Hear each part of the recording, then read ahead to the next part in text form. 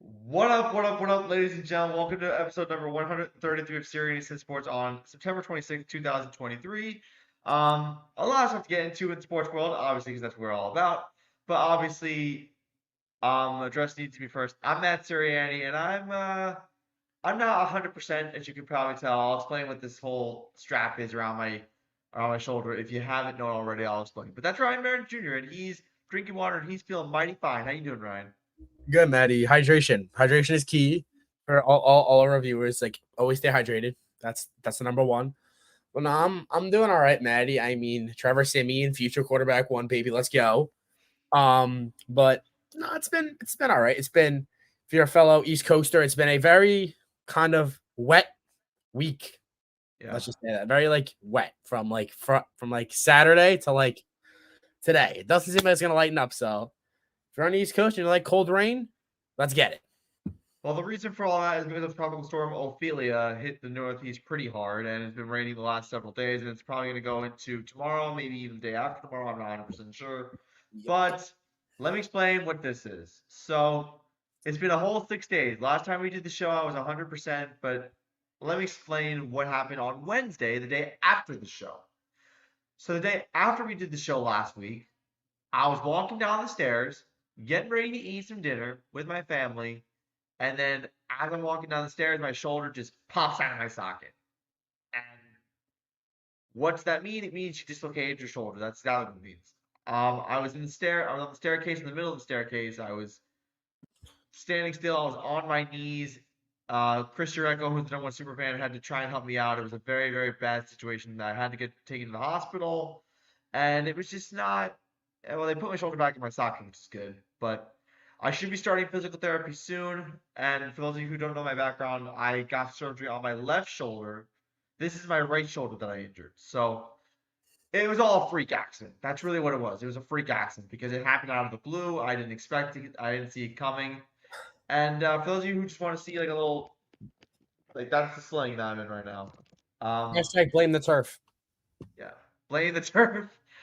Blame the turf. You can blame the turf for a lot of things these days, but like I really could blame the turf, honestly, if I can be honest. No, I'll just you blame do it. because we'll get into it, Maddie. Just blame the turf.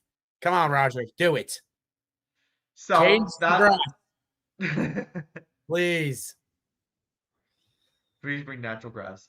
But in all seriousness, I appreciate the people who reached out to me and asked me if I'm okay over the past several days. That was really, really awesome of you guys to reach out to me and ask me how I'm doing, how I'm feeling, and honestly, I'm in good spirits. I mean, I've had to take some medications to ease the pain a little bit, but overall, I'm in pretty decent spirits. I mean, I'm doing the show. I've been doing some calls with Laura over the past few days, so I'm working hard while injured, which many people don't do these days. But I'm grinding. I'm a grinder. I work on my ass off, and that's all I can do. That's all I can do. But anyways, we got a lot of stuff to get into. So we got the highlight of the week, which is, by the way, the most unbelievable thing I've ever seen in football. Then we got a storyline that's for the ages between a pop star Taylor Swift and Travis Kelsey. Then we got our highlights for week 3, which was our disappointment, our standout, and our surprise. We also got our bets for week 3 and our picks based on the spread, and then some fantasy talk, and that will do it. But anyways, oh my god, I can't stop my pants. Let's get started. So let's get into the storyline for week 3, and this was the massive one. So the Miami Dolphins, Filthy. 17 points. Should have been more. It should have been more. Honestly, like they should have kicked the field goal at the end of the game to tie the record because they were in field goal range with like 2 minutes left to go. They couldn't get the field goal to tie the record. So for those of you who aren't aware, the NFL points record for most points in a game goes back to 1941 when the Washington Commanders were shut out by the Chicago Bears 73-0 in 1941. Think about that. The Miami Dolphins became the 4th team in NFL history to score 70 points in a single game. That's something the New York Jets wish they could do in 3 weeks. Listen, buddy, the Giants only have one more point scored than the Jets in 3 weeks. So don't be coming at me. Jets have 42, Giants have 43. So I don't want to hear any of that. Okay, fine. You win there. I don't want to Okay, hear so that nonsense. okay. All right, fair enough. But ultimately the Miami Dolphins blew out the Denver Broncos on their home turf 70-20. If you had Devon Achane in fantasy, yeah, if you had him in fantasy, he had scored 50 more points for you. And I bet you well, I looked into my research. 16.5% of people had Devon A. Chain in fantasy. I bet you half those people who had Devon A. Chain on the roster didn't even start him. That's how crazy that was. He had 4 touchdowns. Raheem Mostert had 4 touchdowns. Tua threw nearly a perfect game. He was at a 155.8 QBR, which is close to perfect. The perfect QBR is 158.3. So he was mighty close. And I know Ryan has trash talked Tua in the past, but my God, that was. No. Still dying on the hill. Not elite. Not elite. Still dying on the hill too is not elite. And you know what the amazing thing is about this 70-point performance? They did it without Jalen Waddle. No Waddle, no problem. Seriously. But I want anybody, right, to come at me with this argument, right? Go watch the game. Tell me how many tight throws Tua made. Maybe 3. Maybe 3. And an average quarterback should be able to make 3 to 5 tight throws a game. I will die on the hill. Tua is not elite. It's not going to happen. There are a couple elite quarterbacks in this league. Tua is not one of them. Justin Herbert, Joe Burrow, Josh Allen, Patty Mahomes. Like, there's only like a couple of them. Jalen Hurts has to still prove he's elite. He can't be elite after 1 year. Fair. Right? Trevor Lawrence is not elite yet. He may be elite. Lamar was elite. Now he's an elite. Now he's got to get back to elite. Like, there's maybe 5 elite quarterbacks. And like, people want to say Justin Herbert.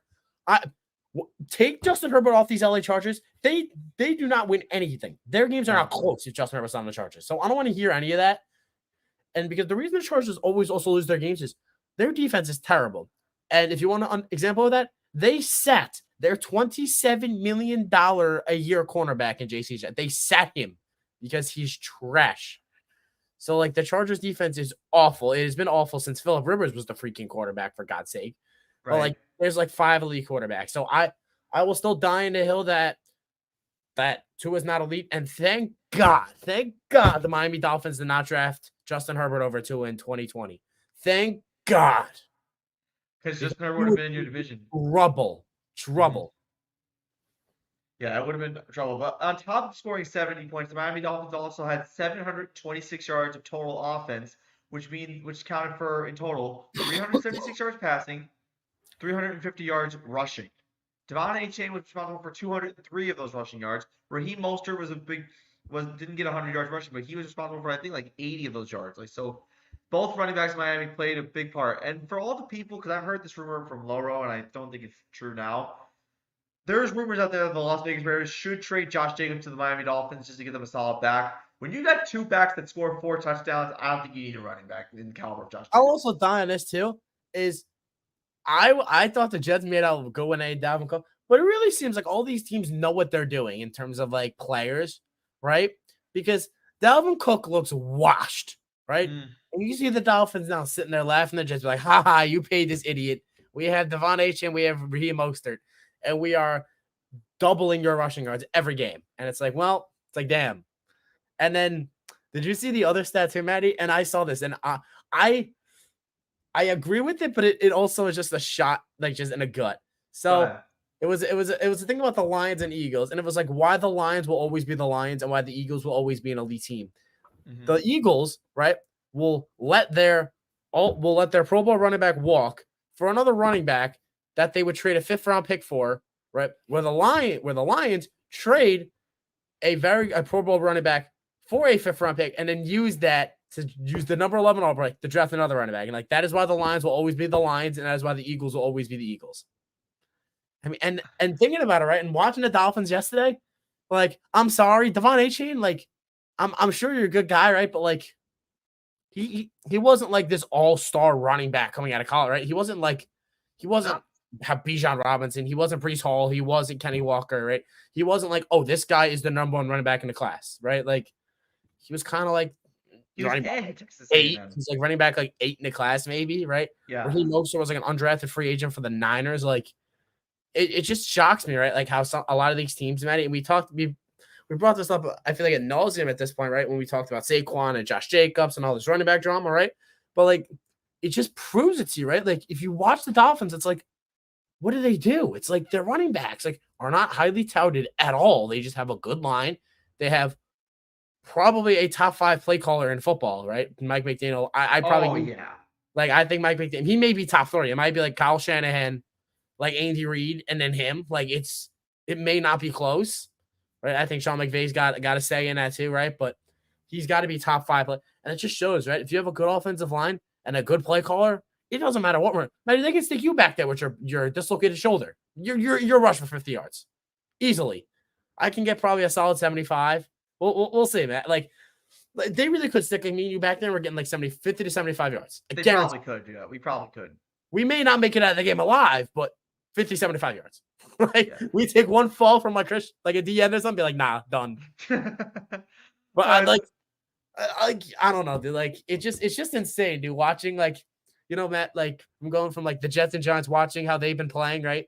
And like watching putrid offense to watching teams like the Niners and watching teams like the Dolphins, it just seems effortless. And you're like, why can't we do that? And it's like how? That's why, like, I sit there, right, and I watch Brock Purdy and I watch Tua, both of them who are not elite, and I'm just like, I could do that.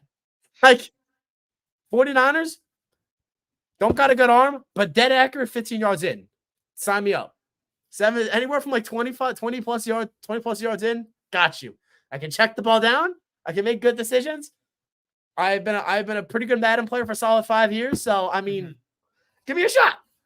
Come on, Jets. Put me in, coach. I'm ready. Come on, Jets. Put me on the practice squad. I should email the Jets, Maddie. Be like, I have played Madden for 5 years. I understand play calling. I understand how to check the ball down. I can throw the ball to a slant, dead accurate from 20 yards in. Come on.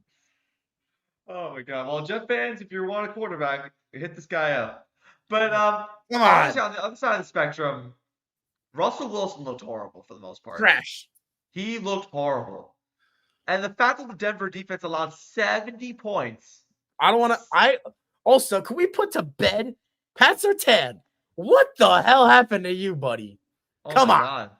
And I don't want to hear Tyreek. I don't want to hear it because the week before, Tyreek played the New England Patriots. And granted, it's Bill Belichick, right? But do what they did. Like, Bill literally said, I'm putting 3 safeties over top, and you are not throwing the ball deep. Like, and what does Denver do? Let's put Pat Surtain, right, who probably is still top 3 corner in football, right? Like, let's put him one-on-one. Like, why would you ever put Tyreek one-on-one? Like, Bill literally said to me, he's like, I will put 3 safeties deep. You can have the underneath throws. I don't care. He's like, you will just not throw the ball 75 yards down the field.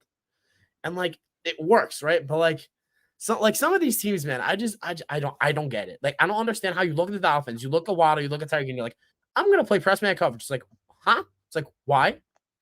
Like why? Like, I don't know. I don't know. I'm looking up what the stats were for last week against the Patriots. What did Tyreek do last week? He can get 100 yards. I can tell you that much. He can get 100 yards. I don't think Tyreek. So no, the week against the Patriots, Jalen Waddle was their leading receiver. Tyreek Hill was 5 catches for 40 yards and a touchdown. Not good. Not great. Just let that sink in. Like, so I'm not saying that, like, Tyreek is, like, this ultimate unguardable thing. If you scheme to stop Tyreek, you will stop Tyreek. It's the Broncos were like, you know what? Let me, like, they had way too much confidence in Pat Surtain because I don't care if you're prime Jalen Ramsey. It's just not going to happen. Tyreek has a different level of speed. It doesn't happen. Yeah, it just doesn't happen. But like I said, the defense looked terrible. I mean, Tyreek was just running. It was like a track meet over there. It was like terrible. I mean, but like the Denver Broncos, I mean, Sean Payton should be absolutely embarrassed. No, it makes me feel good. He talked all that smack about that. You suck. Yeah. It blew up in his face. It blew up in Russell Wilson's face. It blew up in that entire Broncos organization's face. So now we're starting to question now whether Russell Wilson really is that Hall of Fame caliber quarterback that we've discussed in the past. Because now we're starting to see him in the back end. He'll look good next week. Yeah, he will. Because when we go over picks based on the spread, fun fact, the Chicago Bears were 0-3 and looked also terribly. Will play against the Broncos in Chicago. Those two teams are terrible. Smelly Chicago. Ugh. The shit. Ugh. Well, now we're talking about the Bears. Let's get into the main storyline. So, those of you who've been following social media, you would know that for whatever reason, rumors about Travis Kelce and Taylor Swift dating, I don't know if they're true, but it seems like they're true because Travis Kelsey came on the Pat McAfee show and said, "The ball's in your court, Taylor." And what does she do? She comes to Arrowhead Stadium, sitting next to Donna Kelsey at the Chiefs game, and the Bears get blown up by the Chiefs 41-10. Chiefs dominate this game from start to finish. Travis Kelsey scores a touchdown. Taylor Swift goes crazy. Then there's footage by Walter Payton's son in the Chiefs locker room where the two of them were walking side by side. They weren't holding hands. And Taylor goes, "Hey," to the camera. Now, like I said, I don't know if this means they're dating or not. But if you're sitting next to Travis Kelsey's mother at a Chiefs game and you're going live. In his personal suite, by the way. Yep. It's happening. It's happening. And you know what the crazy thing is, too? People got to understand what's going on with Travis Kelsey since then. Ever since Travis Kelsey and Taylor Swift were together at that Chiefs game, Travis Kelsey jersey sales have skyrocketed by 400%. His brother basically said they're dating. They said it on their podcast, which if you guys don't watch, by the way, definitely watch. Dude, Jason Kelsey, Maddie, Jason Kelsey is so funny. He's like you think like all these football players are like just like someone like, dude, the Kelsey, they are hysterical. Jason Kelsey and they are so down to earth. They're just funny people. Like they're just very funny people. I bet they are. If you guys do not watch their podcast, wow, it is so funny. Like he's basically said it. And I think another funny thing, right, is Maddie, is did you see the other meme they're talking about with the Eagles? Oh yeah, Swift and You know who's blocking for Swift? Kelsey. Yeah. That's So, but dude, Donna Kelsey is living the ultimate mother's dream. You have two sons that are NFL athletes, Super Bowl champions, and your daughter-in-law could be Taylor Swift. Damn. That's huge. Like, damn. Thanksgiving dinners could be Travis Kelsey, Jason Kelsey, Taylor Swift. Like, huh? Like, what? Like, bruh. That's living the best life right there for the Kelsey family. Like, seriously. That's insane. That's actually insane. Like, yeah, and you know what? The Kansas City Chiefs are going to profit off this. You want to know why? Because Taylor Swift has like millions and millions and millions of followers. The Kansas City Swifts, bro. The Kansas City Swifts. The Kansas City Swifts. So now Swifties who don't even watch football, I know, are going to follow the Kansas City Chiefs because Travis Kelsey is basically what else is new? You know what's crazy, Maddie, too? Is Taylor Swift pulling up to Jersey? Yep. Is she pulling up to Jet Life? Oh yeah, she probably will. Will. The whole Southern football camp is going to be on that whole suite. That's insane. First off, fun fact: Taylor Swift is from the Northeast. Yeah, that's what I'm saying. That she's from the Northeast. She's not from New Jersey. She's from Pennsylvania. But apparently, her following here in Jersey is. But guess what? The Eagles are playing at home next week in Lincoln. Does Taylor Swift do the Donna Kelsey Classic? Go to Philly, watch the 1:00 game, drive to Jersey, go to the 8:20 game. It's a lot of travel for her. You damn well know that's what Donna Kelsey's going to do. She's going to go to the Eagles game because the Eagles are playing at 1, right? Jets are playing at 8:30, right? Or 8:50, whatever. 8:15, right? So there is a world like the drive from Philly to like Jersey, it's like maybe max 2 hours. Yeah. The game ends at 4. Donna Kelsey gets in the car. Gets in a Kelsey mobile, right? Gets their way down. They leave at 4:30. Get down to Jersey by 6, 7. Start tailgating. Oh.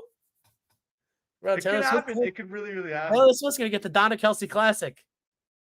That's crazy. That's honestly crazy. But you know what? If it really is true that they're dating, then you know what? Congrats. All I'm going to say is, Travis, try to keep her for a long time. Try. Because here's why. The last thing I want is for Taylor Swift to break up with Travis Kelsey and then have Taylor write a song about Travis. Because for those of you sports fans who don't know Taylor Swift, so she has a reputation of dating really popular men, and then after the popular men relationship doesn't work out, she writes a song about him and it goes viral. Mm-hmm. For the sake of all NFL fans, Travis, don't mess up. No pressure. No pressure. No pressure. But no, in all seriousness, like it was the biggest story of the week, and I'm just gonna say this for the big time. I'm not the biggest Taylor Swift fan, okay? But I will say this: I can't get enough of sports networks referencing Taylor Swift songs every freaking day. Like it's hysterical. It's hysterical. I'll say it ain't Megan Fox, but it's not bad. So good for you, Travis Kelsey. Yeah. I mean, he is one of the bigger stars in the NFL, so I can see why they're going Did crazy you about see what this. Patrick Mahomes said after the game too? Oh, yeah, he said Because I looked he up in knew. the suite and he's like, I gotta get him a touchdown. Yeah, I gotta get him a touchdown. Bro, you gotta love Patty Mahomes, bro. He's embracing it too. Bro, the whole team thinks it's so funny. You see, Yeah, the Mahomes part of it is what I will love to hear, right? What I would love to be a fly on the wall for is if she met Andy Reid. Now that is prime television. Like, hey Taylor, hello, do you want to get a burger? Sure. like, bro, Andy Reid, like, he's a funny guy, right? I would have loved to seen his conversation with her because, like, he's just he's a funny dude too. Like the whole Chiefs team, he they're is. a 5B team, A lot of characters on that team. bro. It's funny. Okay. Well, like Ryan said, the next game for Kansas City Chiefs is in MetLife Stadium. It's going to be gloom and doom for one team, but probably positive vibes and bad blood for another. It's not going to be pretty. I was talking about this, and I want to get your opinion on this, Maddie. Do you Okay. think the NFL should be able to flex games from week one? Depending on the situation. I agree because for example, right, like for this week, right, like just this week passing coming up, right, like why did we have to endure the Chiefs and the Bears on front? Like why? Like can't Well, the you? NFL had a solution to that. Can't you? I understand they switched it mid-time, but like, why can't that be a 1 o'clock game when there's 8 other games on? Like, why do you make me sit through the Bears and like why? Like, I don't want to watch it. Like, you couldn't have slid like literally, and you couldn't have put the Packers Saints, right? You couldn't have put the Dolphins in there. You couldn't have put the Chargers. I would have put the Chargers Vikings at 4. Yeah, that would have Right? been smart. I would have put Texans Jags there. I would put Colt. Like, I would have put literally any game, but the Chiefs. And like, I was like, why? I was kind of really upset too. They had Dallas Cardinals there. I mean, that actually ended up working out, but like, even for next week, right? Like, as much as like I don't like it, and this is coming from a Jet fan, right? I don't want to watch Zach Wilson on prime time. No. Like, I don't want to watch it, right? I don't think the whole world wants to people forget Sunday Night Football is supposed to be the best game of the week. Like, it's supposed to be the best game of the weekend, right? And if Aaron Rodgers was playing, sure, but like, why should people have to like endure themselves to watch Zach Wilson on why? Like, why? It's going to be the same outcome as it was versus the Bears. The game's going to be over by the first quarter. Like, nobody wants to watch it. I don't want to watch this game. Like, I really don't. And like, so I really think the NFL should get the ability to flex games from week one. Yeah, I mean, listen, they should have done all this thinking about flexing games out as soon as Aaron Rodgers got hurt. Because as soon as Zach Wilson came in, you knew what was going to happen. They can't because they're not allowed to flex games until like week 13 or something. That's terrible. Because like that's what I'm saying. You're the NFL. You should be able to like, for the good of the fans and for the good of your sport, be like, all right, this game is terrible. Let me because like as much as like you want good games to be on 1 o'clock usually there's like 8 to 9 games on. It's like, all right, if there's like 3 terrible games, like it is what it is. Mm-hmm. Right? You put on Red Zone, who cares? Right? Like today, we had like this weekend, we had to watch them stink fest on 1 o'clock. There was some bad ones. There were some really bad games at 1 o'clock. That's why you didn't hear Scott Hansen say we've reached the witching hour because it was that bad. It was really like one score game in the last hour. It was insane. Yeah. All right. Well, that will do it for the storylines of the week. Now it's time for the highlights of week 3, where we give our surprise team of the week, our week 3 disappointment team of the week, and our week 3 standout of the week. And I'm going to go first with my surprise. My week 3 surprise, and much to my chagrin, I'm going with the Arizona Cardinals. And the reason why is because Joshua Dobbs, Rondale Moore, and James Conner ran all over the Cowboy defense, and they couldn't stop the run. 6 yards carry. They looked good. I mean, the Cardinals were fighting hard the first 2 games, but they finally got their first win of the season here, and they did it against my least favorite team. And they got the primetime nod midway through the game, which is great. So good for the Cardinals finally getting some exposure, but it's not going to be easy down the road for the Cardinals. They're not going anywhere, but good for them. Where's your surprise? So, to nobody's surprise, it's going to be the Dolphins, but but I will tell you why. Because the Dolphins have showed you in an AFC conference right now that looks very, very shaky. Like the Bengals don't look great. The Jets are obviously done now, right? But like the Ravens don't look unbeatable. I thought they should have won this weekend. I can't believe they lost to the Colts, right? So the Ravens don't look like the Ravens, right? Like the Bengals don't look good. The Bills lost to the Jets, right? They've looked good the past 2 weeks, right? The Chiefs obviously are the Chiefs, right? But they still have a loss. The Chargers don't look good at all, right? The Steelers are ugh. The Jags don't look good either, right? So in the AFC that we thought was going to be absolutely stacked, the Dolphins are 3-0. The only 3-0 team in the AFC. And Yeah. right now, dude, they are showing that like what they showed last year, where if Tua can stay healthy, they got a real freaking shot. They got a real shot. All right, that's a great choice, actually. Really good choice. I had the Miami Dolphins in a different category. I had them as my standout. Spoiler alert, and I explained all the reasons why. But I'm going to get to my disappointment, and my disappointment is the Chicago Bears. And the reason why is because you're getting your ass beat, and Taylor Swift is staring in front of you. Your game got flexed out of prime time mid-game, and also let's not forget Justin Fields looks terrible. Justin Fields is not him. Not him. Justin Fields is terrible, and that's the worst part about it. There's no growth, no development, no patience, nothing. Terrible. And there's nothing to describe it. Like the entire Bears offense looked like high school football. It really looked that bad. Honestly, Maddie, you're not wrong, brother. You are not wrong. That's insane. All right, who's your disappointment? So my disappointment, Maddie, as you should probably understand if you pay attention to my fantasy team, is going to be the Jacksonville Jaguars. Oh What are we doing? The Texans? Come on. Come on. In Jacksonville, in Duval County? Really? Come on. Come on. Like, we're losing to CJ Stroud? Like, I understand it looks good, but like, you are supposed to be like I had them. I know a lot of other people had them as the runaway favorites to win this division. And they came out and they stunk. Not just this week. They sucked last week too. They should have won like against the Chiefs. They sucked. They had the opportunity to win last week too. Like, I don't know what Doug Peterson's got to do, but they got to get their shit together because Trevor, you didn't play bad, but like, really, come on. Really? Like, it disgusts me. How do you lose at home to the Houston Texans? Like, sure, the CJ Stroud, they have no talent on offense. Like, Robert Woods is ancient. They have two rookie receivers in John Mechie and Tank Dell, right? Who don't get me wrong. Tank Dell is not Justin Jefferson, and John Mechie is not Tyree. Like, they're not the next up and coming duo. Like, no. Like, they look okay, right? Like, Damian Pierce is all right. Their line is all right.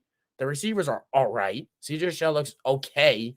Their defense is not good. They didn't have their best player yesterday, Derek Stingley. No. And the Jags couldn't move. They couldn't move the ball. Granted, were they getting killed by offensive penalties? Sure. But like at home, like you can't lose that, especially you can't lose to them by 2 scores. You can't. You can't lose that game on Sunday to the Jags. So that they are my disappointment. Easily. And you know what? The worst part was they allowed a fullback to get a kickoff return for a touchdown. I know they come back and boom, next play kickoff return. It's like it's the whole part. But like you are right, Jacksonville played below their standard. Below their standard. Especially what they did last year. They made the playoffs. They beat the Chargers, and it's like now you do this. Like, I understand it's early, but like this is what we talk about, Matty. But good teams is like when you play a bad team, you beat them and you beat them bad, right? Like the Chiefs did to the Bears. That is what, like, I understand divisional games, right? But like they are a talent level better than these games. I understand divisional, but that game shouldn't have been close. No, like they should have beat them by a touchdown or more. Yeah, it was ugly. Like the spread was -9.5 for a reason. Yeah, I picked them in Survivor this week and I got burned because I'm like, oh, they won't lose. Boom, they lose. I'm like, bro, like I went from the Commanders to the Giants to basically give me a heart attack till the Jags just ripping it out. I was like, this should be a lock. I was like, I'm going with a lock this week. It's like, nope, there goes my lock. See you later. That sucks. That sucks. All right, now for the standout of the week. I mentioned it before. They were my opening segment for the reason. It's the Miami Dolphins. 70 points. And it could have been worse. This, if Jalen Waddle was healthy, this could have been worse than the 2023 national championship game between Georgia and TCU. It would have been that bad.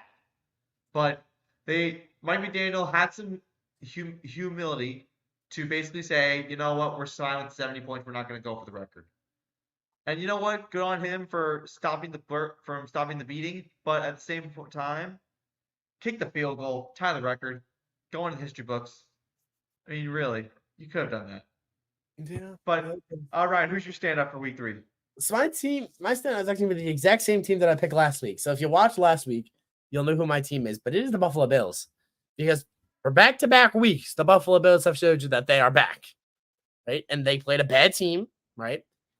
They played a bad team, right? In the Washington, well, not bad team, right? But a fake good team. Let's just say that in the Commanders, right? They beat the Broncos. Look at the Broncos. They stink, right? And then they beat the first week. Who did they beat week 1? They beat the Raiders, and then they beat the Commanders. The Raiders. Okay, yeah. Like they played bad, like they beat bad teams week 1. So it was like, all right, like sure, the Commanders are 2-0, but are they really a good 2-0? No, they beat the Cardinals week 1. It was like, are they really a good 2-0? Not really, right? Like Sam Howell, I didn't think was that good, right? But like the Bills showed you, right? Like that's what I talked about with the talent level, right? When you are as good as people expect you to be, this is what you do to teams that aren't on your level, right? And like they took a Commanders team, right? That again had 2 wins, right? They can't take it away, right? But they didn't beat good teams. They beat the Cardinals and they beat the Broncos, right? Who at this point don't look great, right? And the Bills they embarrassed them. They went into Washington and they kicked them in the mouth. Like it wasn't close. Sam Howell threw 3 picks.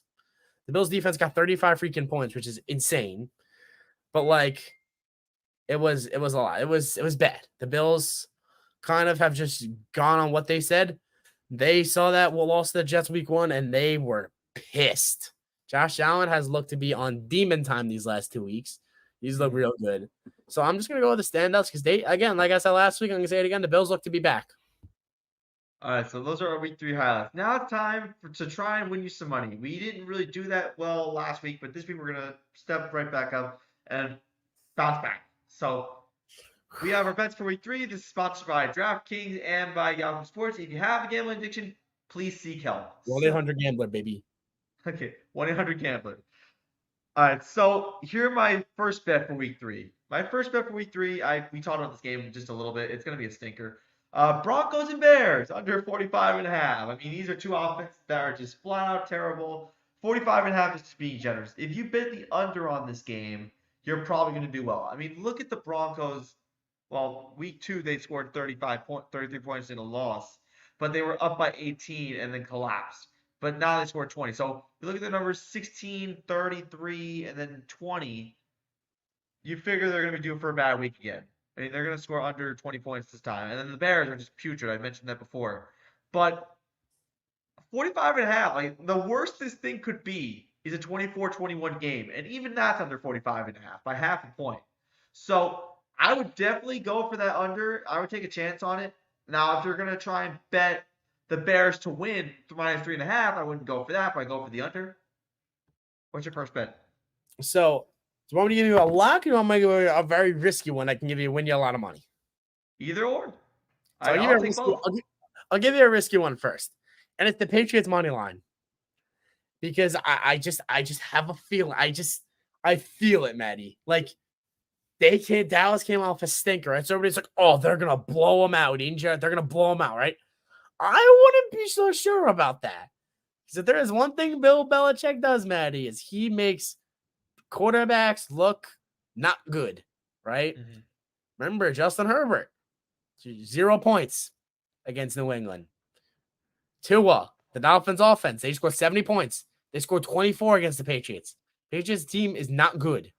They're not good. They held them to 74. They hold them to 24 points. This Dallas offense showed there are cracks in the armor. Yeah. Dak Prescott, what did I say last? What did I say? They will never win a Super Bowl with Dak Prescott as their quarterback. They will never win. Mm-hmm. And what does Bill do? I really think, dude, the Patriots are going to win this game because I know the script writers. I know what they do. Oh, the Patriots, they're going to start out 0-2. Oh, they're buried. They beat the Jets. Oh, they beat the lousy Jets. Oh, they suck. They're gonna get there. They're gonna get like they're gonna get killed by that. Just watch. Just watch. Watch them go into Dallas and win. Just watch. I feel it. Like it is. It's gonna be a bad bet. Like if you want to risk it, I would do it because the spread is Dallas -6.5, so they are predicting Dallas to win big. I wouldn't be so sure about that because they're gonna get Jonathan Jones back, their number one corner. Christian Gonzalez looks to be very, very good. And if there's one thing Bill Belichick does, is he takes away your number one thing. And what is the Dallas Cowboys' number one thing? CeeDee Lamb. They will take away CeeDee Lamb, and they will make you beat them. New England's very good against the run, as we've seen. They stopped the Jets running game. I really think they got a shot against Dallas. I really do. I really think they got a shot to beat Dallas in Dallas. You can call me crazy. If you bet it, come back to me thanking me because I'm not going to lie to you, Maddie. I'm picking them in pick'em. I'm picking the Patriots +6.5 against the Cowboys. And I may double down on myself. I may throw a couple bucks on the Patriots money line. I'm not going to lie to you. I'm feeling it. Risking it, huh? Okay. Listen, Maddie, what have I always said? Scared money doesn't make any money. Scared money don't make money. All right, now what's your lock? What's your first lock? Okay, so the first lock, unfortunately, Jeff fans, is the Kansas City Chiefs -9.5. Yeah. This is not going to be close. Zach Wilson, Justin Fields, quarterbacks number 31 and 32 in the NFL. Whatever order, up to decision. I'd say Zach's 32, but you can make an argument for Justin Fields to be 32. But this game is not going to be close. Taylor Swift and no Swifties, they're going to be rocking MetLife. The Kansas City Swifts, it's going to be bad. It will be bad. So that if you want an easy win, I mean, just the Chiefs. So it's always a good thing, especially that they already got their loss out of the way. Because always the time with the Chiefs is, eventually they're going to lose. It's just when do they lose? They already got that loss done very early, so that this is a good thing for them. So now they can just chill. All right, now for my second bet that I'm going to lock in. This should be pretty self-explanatory. I got the Dolphins and Bills over 53.5. Why do I have this? Because these are two offenses that can score. We've seen what the Bills can do over the last 2 weeks. We've seen what the Miami Dolphins obviously did last week. If you can't go over 53 points and give it like a 30-27 game, at the worst 30-27, then there's a problem. These are two really good offensive minds. Mike McDaniel is a phenomenal offensive coach. I know that for a fact the Bills have a good offensive coordinator in Chan Gailey, but the Bills' offensive coordinator is not Chan Gailey. What's up? The Bills' offensive coordinator is not Chan Gailey. Oh. It is what's his name? It's not. I know it's not Chan. I'll look him up right now. So anyway, like the Bills have a really good offense despite everything that happened in Week 1 against the New York Jets. Ken Dorsey. That's right. So Ken Dorsey is the Bills' offensive coordinator. Then you got Miami Dolphins who have a phenomenal offense. Again, this should be a very, very easy. I wouldn't say predictable like I said with the Chiefs and Jets, but it should be a pretty convincing. Damn, all right. Pretty convincing lock for Bills Dolphins over 53.5. All right, Ryan, what's your second lock? So my second lock. There's a game that's screaming to me, but oh God, I don't know if I can do it. Go ahead. Oh, gotta take risks. This game just pains me to my soul. Oh God, do I do it? I'm gonna do it. Give it to me. Oh, I'm gonna take the Steelers -3.5. Oh, it pains me. It pains me against the Texans. But like watching the Steelers defense, TJ Watt might be the best player in football, and it may not be close. I agree with that. 6 sacks, 3 touchdowns. I mean, good Lord. JJ Watt, who? What? Okay, sorry. But there's no way, right? Like the Texans can be almighty, living high, right? Like there's no way. This team, right? Like I thought the Jags, like they should have blew them out. There is no way, like literally no way that this Pittsburgh Steelers team, right, under Mike Tomlin, should ever lose to this team. Ever. No. I think this defense should dominate this offense. They should literally dominate this offensive line. And like as much as I hate Kenny Pickett, as much as I can't stand this guy, I really can't stand him. They're not gonna have Derek Stingley because he's on IR. Mm, And George Pickens has shown over these first couple 3 games, he's real good. I mean, he was real good last year, but he's shown that he's not sophomore slumping this year, and he's back.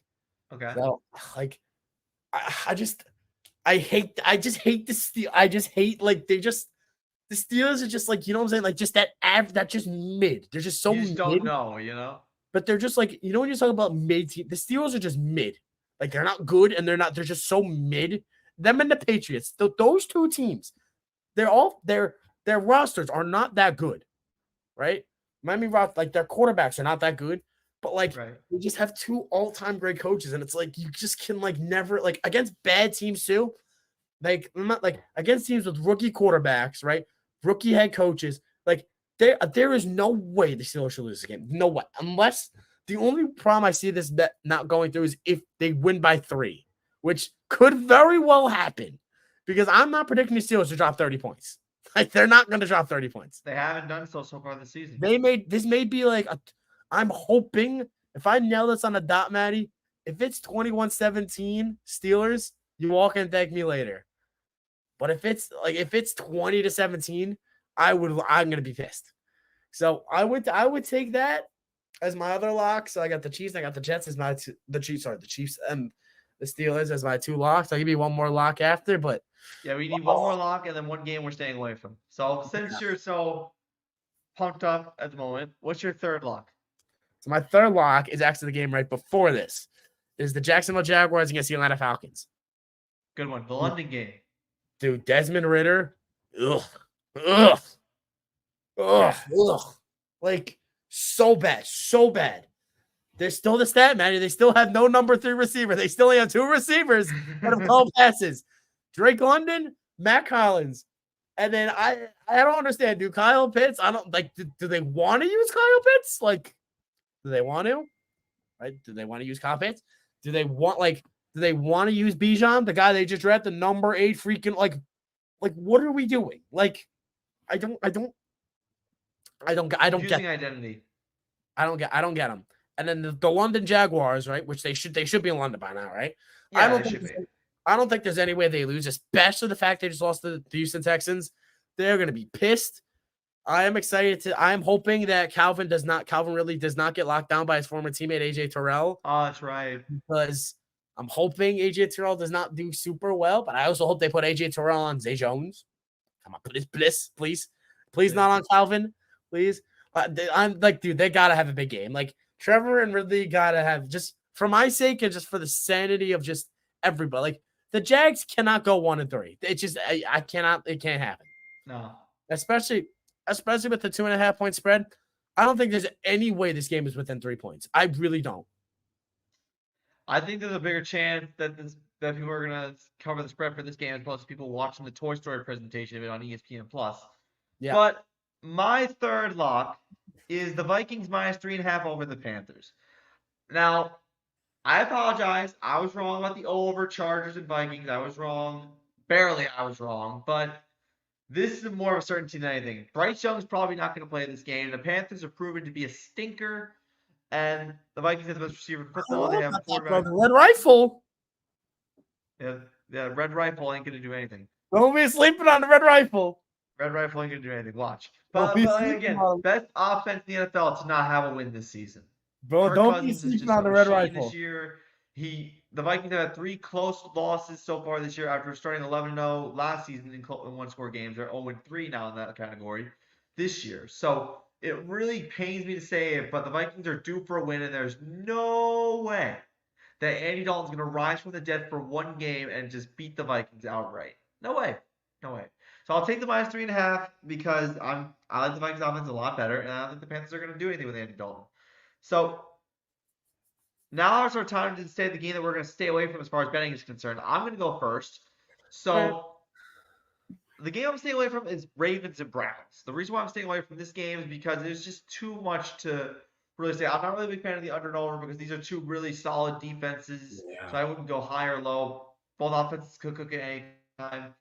if there was a prop bet for rushing yards, then maybe I would go with the over for the prop bet for rushing yards. But there really don't exist prop bets in week 4 of an NFL season. So unfortunately, I'm gonna say, don't touch the Browns Ravens game. Don't do it. I would avoid that game at all costs. So that's my bet to stay away from. Now, what's your game that you're gonna stay away from, Ryan? The game I'm going to stay away from is I'm going to go with you on a divisional trend, right? But the division I'm going to pick is the NFC North, or the NFC North.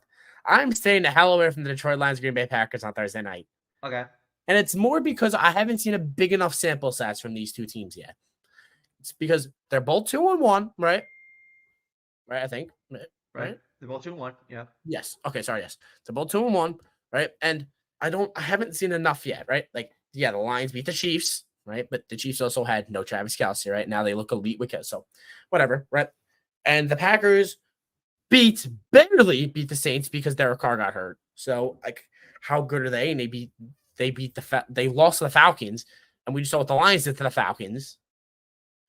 So, like, it's just very, like, especially like with a 1.5 point spread, like that's essentially Vegas is telling you like that's a pick. I'm like, they're saying that's a coin toss. They're saying that's a coin toss of a game. And like, I don't like it's in Lambeau.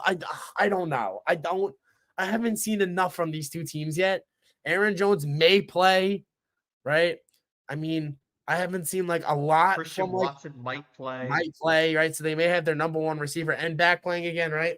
And then the Lions offense, Sam Laporta looks like he's insane, right? Among Us doesn't look, so if you don't know, Among Us, I call him Among Us, but Among Us St. Brown doesn't look like as elite as he did, right?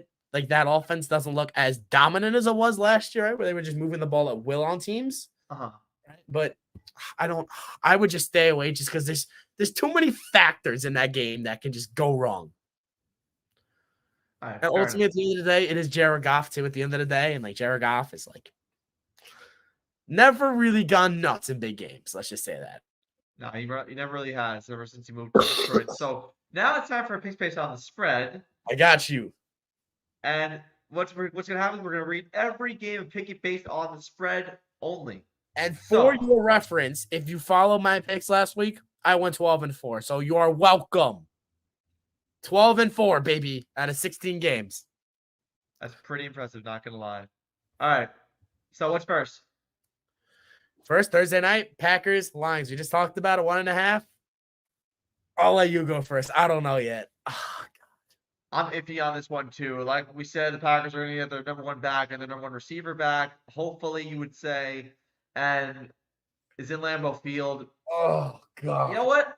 I'm going to give the edge to the Packers only because it's in Lambeau Field and Jordan Love finally found himself after that Saints comeback win. So I'm going to go with the Packers minus 1.5. Plus, one fun fact. The Packers are 3-0 against the spread this season. I've said it every single week. Oh. Packers are 3-0 against the spread. No, they're not. You're welcome. No, they're not. Yes, they are. No, they're not. They lost the spread last week. No, they were 1.5. 1.5 minus for the Packers. Okay, so they're 2-1 against the spread. They lost, but they won by 1. Okay. So they're 2-1 against the spread. Close enough. I'm gonna go with the Lions. I'm gonna do it. Oh, You're God. Plus 1.5? I'm gonna hope the Lions ride that momentum after what they did last year to the Packers in Lambeau Field. The Lions, they look good. They look good. I'm just hoping Hutch has himself a game. All right, we'll have to see. Thursday's gonna be interesting. What's next? Yeah. Next, we got the Atlanta Falcons, Jacksonville Jags in London. The Jags minus 2.5. We talked about this too. I'm going Jacksonville. I'm going Jacksonville as well, and the reason I'm talking like this is because it's in London, England. I love that country so much. Don't do that. Jaguars Stop.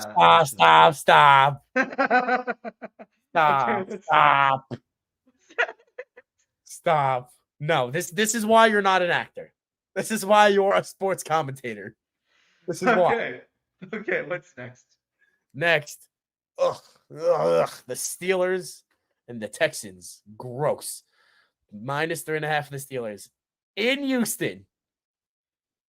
All right. Well, Ryan said he's taking the Steelers 3.5 earlier. Mm-hmm. So I'm going to follow suit and say that as well. I think it's going to be really, really close. The Steelers offense is just not consistent. So that's really the only problem that I have. But they're better than the Texans offensively. But if Kenny Pickett has one of those bad games where he just doesn't do anything and the defense has to carry him. That's the problem. That's the problem. That's what I'm so scared of. Because I know it's coming. Yeah, well, it came against the Browns. Yeah, but the defense carried them. What if the defense doesn't do that? They're not winning. That's what I'm scared of. And I'm scared about that too. and you know deep down as much as I do, it's coming. You know it's coming. All right, what's next? Oh god, you want the Steelers too? Yeah, I'm going Steelers as well. Next, LA Rams, Indianapolis Colts. In Indianapolis, the Colts are favored by 1.5. The Colts are favored by 1.5. And the reason why they're favored by 1.5 is because of Gardner Minshew mania, which somehow exists again. I can't believe I'm saying They beat the Ravens somehow. they Unbelievable. beat the Ravens somehow because Justin Tucker didn't come up clutch for the first time in his career. Anyway, the Rams looked horrible on Monday Night Football. They did. And this is going to be the last week they don't have Cooper Kupp. At the moment, we don't know if Cooper Kupp's going to be out longer than 4 weeks, but Matthew Stafford was bad against that Bengal defense. The Bengal defense is bad, but they got 2 interceptions and 6 sacks off of Matthew Stafford. That just shows how bad this Rams offense is. If Gardner Minshew is still the starter, I mean, the Colts offense looks more fluid without Anthony Richardson. So I don't see why not. I'm going to take the Colts minus 1.5 on this one. I'm going to go with the Colts. Oh, wait, no, I'm not. I'm going to go with the Rams. I'm going with the Rams plus 1.5. I think they had a bad game against a really good Bengals defense, really good Bengals team. They were fighting to not go 0-3 in the jungle. I don't think the Colts are all worlds, right? They're 2-1. I think they're gonna fall back to. I think they're gonna be 2-2. I'm gonna take the Rams. All right, so we're split on that one. What's next? Patty, we got your Minnesota Vikings versus the Carolina Panthers. The Red Rifle, baby. It's gonna be Vikings minus 3.5. Well, you already know where I'm going with this. First on the Minnesota Vikings are going to mollywop the Carolina Panthers. The stat patterns themselves. The stat patterns themselves. Well, it's them versus themselves. Well, listen, they can't beat themselves in this one. So I'm going to say the Vikings minus 3.5. I mentioned that earlier. I gotta lift out of the Vikings, and we'll get into why the Vikings aren't my team at this point. But Ryan, what do you pick? I'm gonna pick the Vikings as well. Okay, what's next? Next, we got the Tampa Bay Bucks and the New Orleans Saints. Jameis Winston versus Baker Mayfield. What a game! Oh, God. Oh, Saints minus 3.5 in the dome. Well, Mike Evans punched somebody. I'm going to take the over on yes. Mike Evans, Marshall Lattimore things, or it's a sight to see every time these two teams play. Oh, yeah, absolutely. All right, so what was the spread again? Minus 3.5 to the Saints. Saints minus 3.5. You know what? That Saints offense is more cohesive with Jameis Winston than it does with Baker Mayfield. So, and they're going to get Alvin Kamara back from his suspension. So, I'm going to take the Saints minus 3.5, although I think they're going to win this game by 4. Yeah, the Bucks have not had a good track record recently of beating the Saints, have they? No, they have not. But in the Tom Brady era, the Bucks have not done well against the New Orleans Saints. I think that trend's going to continue. I think the Saints are going to beat them. Even though the Bucks were 2-0, they lost to the Eagles. I think they were another Commanders. I think they're another fraudulent 2-0. So yeah, I got the Saints. Yeah. Now, right, what's next? Washington Commanders, Philly Eagles. Eagles minus 8.5. That spread's going to go up. Believe me, that spread's going to go up. The Commanders have been exposed. They were exposed against the Buffalo Bills. They barely escaped the Denver Broncos. They're playing the Eagles. A.J. Brown found his footing. That Eagles offense looks great when they're on. When they're not on, then they're a problem. But people forget Jalen Hurts has had a problem beating the Commanders in the past. They were actually the first team to give the Eagles a loss last year. So maybe there's hope. I do like this Commander offense with Eric Bieniemy at the helm. However, I do like this Eagles offense better, and 8.5 is a really, really good number. I think I'd take the 8.5. Yeah, I think I don't like it's just last year, Matty. The fact that the Commanders beat them just sits with me still, and it's like they're gonna do it again. Like, is it gonna? Because the Eagles' offense does not look like it did last year. No. And granted, like, is that because Ben Johnson taking over Shane? It could be, right? It could be, or it could be that more teams now saw film on the Eagles and what they did, and now are kind of adapting it to stop Jalen a little bit. Like, this is what happens, right? Divisional games.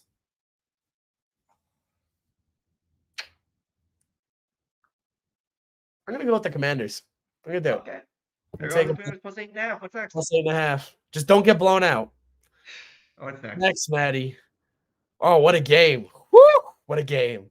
Miami Dolphins Buffalo Bills.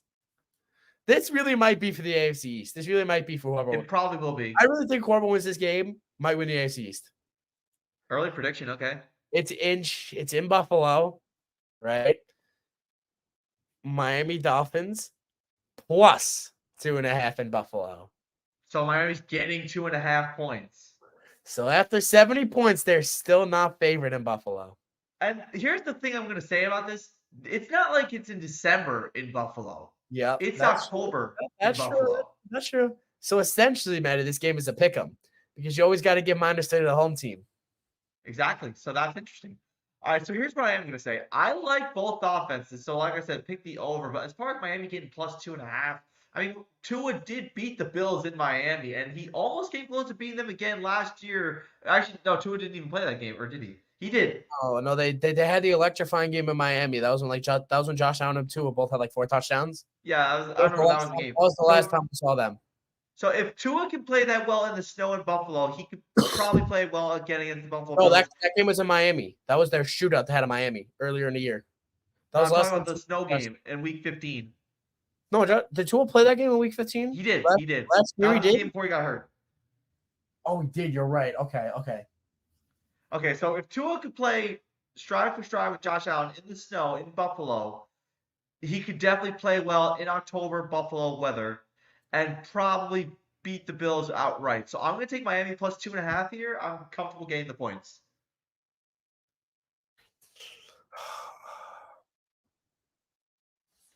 That Buffalo defense looks good. The defense looks good. But I think Waddle's going to play. And Miami they look to be on another level right now. They really do.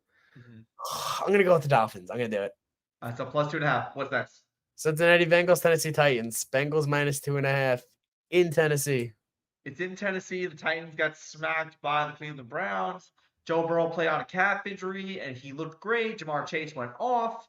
Bengals look like they're back on track, but it's only been 1 week, and they're playing a worser team. So I'm going to take the Bengals minus 2.5 here. I'm going to go with the better team. I mean, it's just simple as that. I'm going to agree. I agree. I'm going to go with the Cincinnati Bengals. I think they survived the 0-3 dreaded start. I think they're going to even themselves up at 2-2. I think they're going to even themselves up with the rest of the AFC North. Hint, hint. All right, what's next? Next, Ravens, Browns. Both teams, 2-1. This is going to be another game. 2.5 minus for the Browns in Cleveland. So Browns are favored by 2.5 points. Is this game in Baltimore? It is in Cleveland.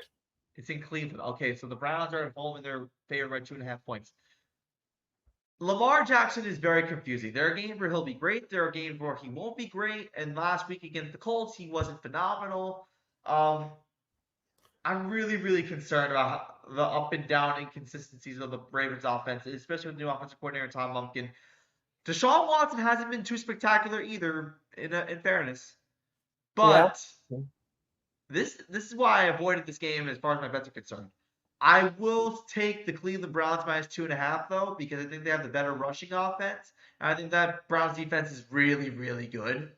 So I'm going to take them. I think they can neutralize Lamar Jackson. So I'm going to take the Browns minus 2.5. I want to as well, but like Deshaun hasn't showed me he's Deshaun yet. I've really been hoping he would. Like I've really been hoping Deshaun Watson can be like, I'm back, I'm Deshaun Watson, right? But he hasn't. And the Ravens just, this is just like such another one of these AFC North just slobber knockers, right? Where they just go back and forth and back and forth. Oh, do I trust Lamar? Oh, I'm gonna go with the Browns. Minus 2.5? Because the Browns defense right now seems to be on another level. Myles Garrett looks insane. He does. Denzel Ward is filthy, right? And like the Ravens, the rushing attack is insane, but they got they had no receiving threat outside of Mark Andrews. That scares me. Sure, Zay Flowers, Zay Flowers doesn't scare me running deep. He runs 5 yard out routes, 5 yard in routes. Like, all right, I would feel confident if on the Browns putting Denzel Ward on Zay Flowers and putting what's his name, Greg Newsome on Odell, and then just trying to sell out to stop Lamar. Okay, what's next? We got the Denver Broncos, the Chicago Bears. What a game. Not Bengals. Broncos -3.5 in Chicago. That's a shame for the Bears. A shame. That's a disgrace for Bears. That's a disgrace that they're at home.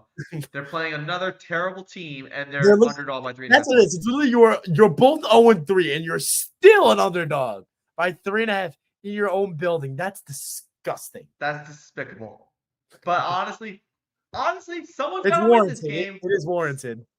Someone's got to win this game, unfortunately. And you know what? I gotta go with the Broncos just because they're slightly better. But as far as 3.5 points spread, they ain't covering 3.5 points. It's gonna be ugly. Thank God, Maddie. Thank God, NFL. This is a 1:00 game because I plan on watching none of this game. Like literally none of this. Okay, so actually, because I said the Broncos win outright and not cover the spread, I took out the Bears for 3.5. Okay. Damn it. What do you pick? I'm gonna pick the Broncos -3.5. Okay, what's next? Next, Maddie, Vegas Raiders, LA Chargers. Chargers now lost Big Mike Williams for the whole year, unfortunately. Again, hashtag get rid of the turf. Please get rid of turf. It's gonna be this every week. Every week, Maddie. Now there has been a season-ending injury. There has. Rodgers, week 1. Nick Chubb, week 2. Now Mike Williams, week 3. All lower body injuries. Nick Chubb, MCL. You know why? Because his foot got caught on the turf. Aaron Rodgers, torn Achilles. Why? Because his foot got caught on the turf. Right? Mike Williams. Why? Because his foot got caught on the turf. Roger Goodell, get rid of the turf. Please. Like, please. Oh, what's the spread for this one? 5.5. Wait. Yes, 5.5 to the Chargers. -5.5. Chargers. I think I'm going to take them. I think Josh Palmer and Quentin Johnson are going to step up in that offense. And also, Jimmy Garoppolo is in concussion protocol. So that's a bad sign for the Raiders. Devontae Adams is pissed. And Devontae Adams is beyond bad. He is pissed. You saw what he said? Essentially, he said, I don't have time to wait. Yeah, and you know what the problem is? Aaron Rodgers is done for the year. He can't go to the Jets because he doesn't want to go to the Jets. And his quarterback for the Raiders is in concussion protocol. He's mad because he's in a situation that he cannot get out of. And he knows Josh McDaniels is not the guy. Yep. So, honestly, I take the Chargers -5.5. I think the Raiders, if Jarrett Stidham plays, it's going to be a disaster. The Raiders are in free fall, brother. The Raiders are going to be in free fall. So I'm going to take the Chargers as well. Next, Maddie. You know how I stand on this. The New England Patriots, Dallas Cowboys. In Dallas, Dallas -6.5. You're taking the money line. So you're taking New England plus 6.5. Yep, I am. All right. Well, I'm going to. You hate the Cowboys, Maddie. You hate them. I'm going to agree with you on that one. I'm going to agree with you. Plus 6.5. Dallas is overrated. I do not trust them one bit. I'm actually kind of pissed they lost the most overrated corner in football because I really like watching that guy get a pick and then getting burned for a one-play touchdown. Oh, yeah. For your information, that situation happened last year against the Patriots. Trayvon Diggs pick 6 Mac Jones. The next play, he got one-play touchdown. Terrible. So what it was Kendrick Bourne last year ran a double move, right? So if you guys don't know what a double move is, it's like you run a streak, you stop, and you run again, right? Or you know what it was actually? Maybe I think he ran a hitch, right? Or a curl, as people say, where you run, you stop, and you turn, right? But Kendrick Bourne didn't, like when you run a hitch, or you run a curl, you're supposed to stop and run back to the quarterback a little. You're supposed to take a couple steps towards them. Kendrick Bourne didn't do that, so Trayvon Diggs obviously got a running start, jumped the route, right? Pick 6. The very next play that he ran a double move, so he did the exact same thing. So he ran a streak, stopped, ran again. He beat Trayvon Diggs by literally 10 yards. Go look it up. It is the funniest thing I've ever seen. Like Trayvon Diggs really cooked by 10 yards. He ran the exact same route, stopped. Trayvon Diggs broke. He ran straight back. Nobody in a 10-yard vicinity of Kendrick Bourne. It's unbelievable. So that's happened last year, and that Patriots team might have been worse than this year's Patriots team, and they still lost by 7. I don't know, dude. I'm feeling it. Come on, Patriots. All right. What's next? Oh God, another one. What a spread! This is the biggest spread of the year, Maddie. Arizona Cardinals, San Francisco 49ers. Niners -14.5. Or Jesus Christ. They're a 2-touchdown favorite? Excuse my French. Oh my god. Against the team that just beat the Cowboys? Yeah, but the Cowboys are frauds. We knew this. All right, here's what I'm gonna say right Two now. That's touchdowns. nuts. Two Is this game? touchdowns. This game is probably in San Francisco, isn't it? Yeah, two. 2 touchdown favorite. Wow. I wonder what the payout is on the money line. This could be insane. Oh This my might be a God, it's game you crazy. literally throw $5 on and be like, you know what? Like, just F it. Like, you just be like, F it, throw $5 on it. Oh boy. Oh All my right. goodness. So here's what I'm gonna say. I'm actually gonna take the plus 14.5. Oh god. Brock Purdy is So due much. to take his first regular season loss. He's It's due. it's so many. It's It's a so lot of points. It's a that's lot why of points. it's enticing because I think me and you both think Brock Purdy, like the Niners, are gonna win. It's just, do they win by 15? 15 points is a lot of points. You That's base a that by a lot 2-point of conversion points. touchdown and a regular touchdown. That's a lot of points, dude. A lot of wood. I really think I'm gonna take the Niners. I'm gonna do it. I'm sorry, Matty. I took them last week against the Giants when they were like 12-point favorites. Worked out for me. I'm gonna do it again.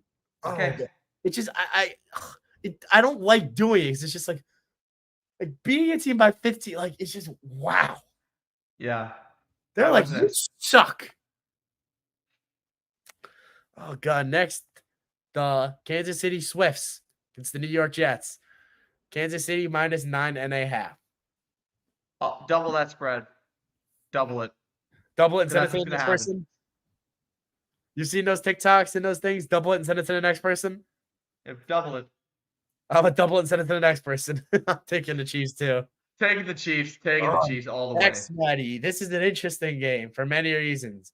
Your New York Giants against the Seattle Seahawks in MetLife.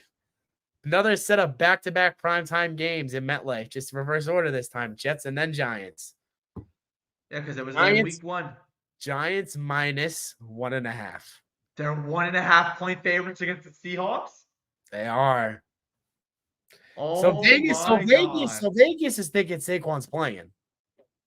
Well, that's what that means. Vegas is thinking Saquon's playing if that's the case. They're probably thinking Saquon's playing. And listen, the Giants won't be favored by 1.5 points against the Seattle team if Saquon wasn't going to play. If Saquon wasn't playing, it would have been the complete opposite. That's why I think, yeah, I really think Saquon's going to play then. If that's the spread, they think Saquon's going then. All right, I'm going to say this. The Seahawks are not the best team in the NFC, that's for sure. But top 4, top 5. They're top 5 or top 4. I mean, it's in MetLife. Geno's homecoming. He broke Eli Manning's streak. Oh my God. You know what? Screw it. I'm taking the Giants minus 1.5. Don't care. Don't care. Oh man. Oh, you're gonna do it, aren't you? Yeah. Whew, oh man. Oh man. Oh man. Oh man. Oh man. Oh man. Oh man. Sorry to do this to you, Maddie. Mr. Tariq Woolen did not play last week. Devin Witherspoon looks to be pretty good. Oh, dude, it's like Jamal Adams is coming back. Well, who cares? I don't know. Dude, Wink Martindale's defense hasn't looked great these last 3 weeks. No. I don't know how you're stopping DK Lockett, JSN, Charbonnet, Kenny Walker, Noah Fant.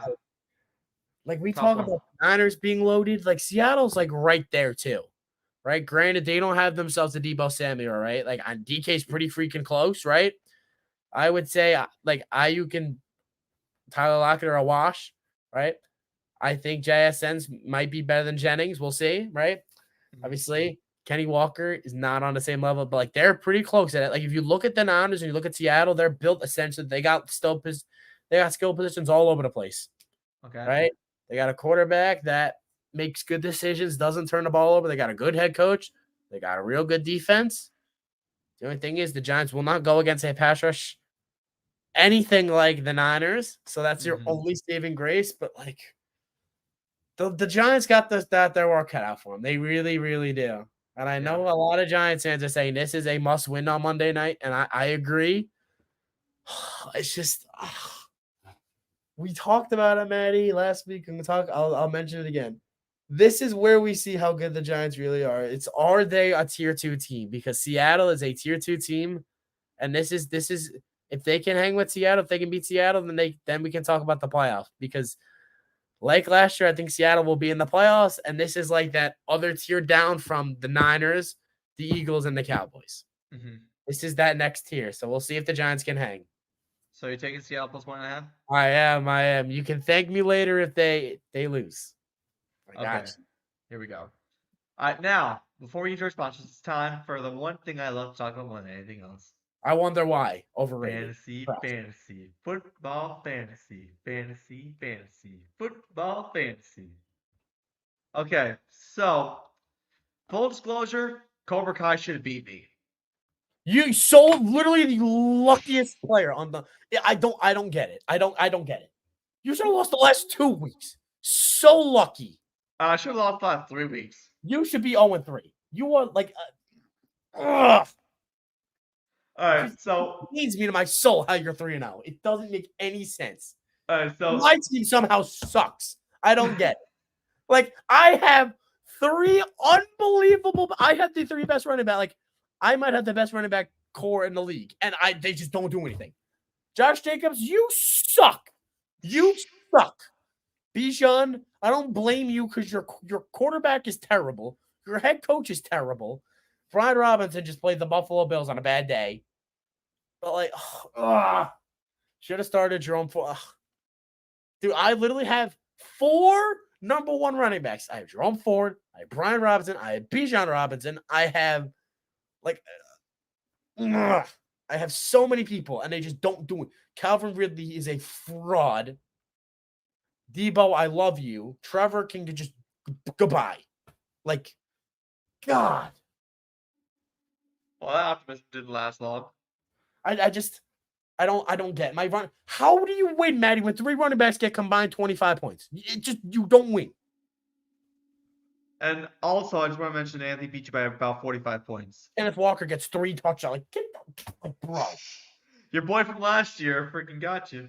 Kenny Walker gets 3 touchdowns. Like, Charbonnet, Maddie, has a whole drive. He has 8 snaps. Then they put Kenny Walker in for the 1 touchdown run. I'm like, bro, why? Why?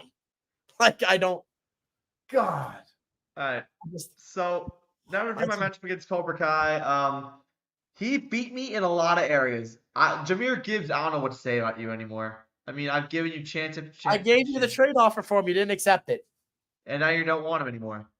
No more for you. All right. Cole Kmet, you're bad. I don't know what I'm going to do with tight end, but I sucks I don't have Travis Kelce. Because if you have Travis Kelce, you're set in fantasy. Listen, the Mark Andrews trade was on the block. It was on the block, I know. But also, A.J. Brown, thank you very much. Kirk Cousins, thank you very much. Justin Jefferson, you are God. The ultimate stat patterns. It's so annoying. The 0-3 Vikings. They lose every game, but Kirk Cousins goes for 300 yards and 3 touchdowns because they lose. Kirk Cousins is the ultimate. He is the ultimate stat compiler. He's the compiler. He really might be worse than Dak Prescott. He really might be more of a stat pattern than Dak. It's actually insane. Anyway, the next matchups, Weary Traveler lost to One Giant Leap, who's 2-1. Any Given Sunday is 3-0, and he had some shit talking to say about his brother, and we're not gonna say that on air. But Mikey's he talks got a about good team. Not gonna lie to you. Mikey's got a good team. Yeah. Team Carpentieri beat Dennis Morelli in the Battle of the Newbies, and then your brother lost 140-91 to Team Overtime, which is Team Derek. Now for the matches for Week 4, we got the following. No, I'm probably gonna change the schedule. Oh wait, you really are? Probably, yeah. Okay, well, have you figured out how to do that? Oh, I think so, yeah. I think I have to manually do it. Okay. Well, at the moment, the division players are all going to play against each other again, which is kind of a blow because I want the first half of the season to start off with division games. Yeah. So I kind of get that. Also for Darren though, for your dad, for Big D, he got what he deserves. He talked all that shit. What happens? Mike Williams gone. See ya. So I mean, I don't know, dude. So also, Uncle Damien, if you want to collude, trade. Well, sorry. Woo! Sorry. I got 4 backs for you, buddy. I got 4. I got Jerome Ford. I got Brian Robinson. I got Bijan Robinson. Got Josh Jacobs. If you want to do some business, I'm always open to. Again, if you, in your words, you want to collude or trade. All right. Well, let me just say this: if you're going to change the schedule, here's what I am requesting right now. The division, Be my follower. Huh? Give me my father. Why is that? Battle of the Undefeated. Give me my father. Is there anybody that's always? Is there anybody that has not have a one yet? Oh my god! You know what? All right. Am I gonna do you and your dad, and then Damien and my dad? The 0 and Okay, 3s, let's the do 3 it. and 0s. All right. Because So, I think if I do change it, I think I'm probably gonna have the divisions play last again. okay, sounds good. All Because the right. problem Yeah, is, I'll help you figure that out if you need any help. But anyway, Mhm. that should pretty much do it for the show. And also, if you don't have Devon A. Chain on your roster, get him, get him. Please get him. do it. Please drop anybody that's on a like. If you have Aaron Rodgers, if you have Nick Chubb, if you have like Mike Williams, just drop them. There's no point to have them sitting on your IR because they're just never gonna play again. So like, just literally drop them, and you can use the IR for literally somebody else. Like just fantasy tips right there. Just do it, please. Like, Yeah. and then Maddie, I know you always do your daily waiver wire text of the week, but like it is true though. Like a lot of people, dude, like your Puka Nakua guys, like the waiver wire dude's got some good players in a lot of leagues. If you're not in a 12 man, they probably got some good players on there. 12 man's usually kind of hard to like with the waiver wire. But Yeah. like there's gems in there every week, dude. Some players go off one week, some players don't. Injuries Yeah. happen all the time, right? Jerome Ford was not rostered last week. Now he's on like 95% of teams. Mm-hmm. It just happens. What you gotta do, you gotta be on top of it. Yeah, we're on top of everything. All right, so that's all for what we got for today. But now let's get right into our sponsors to conclude today's show.